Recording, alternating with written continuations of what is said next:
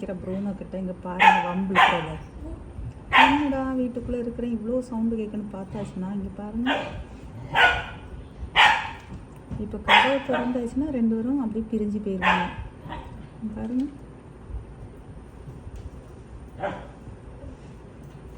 கண்மணி தான் வம்புக்கு இழுக்குது.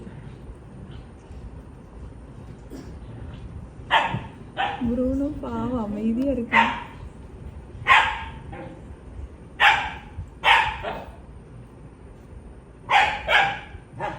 சவுண்டு பாருங்க.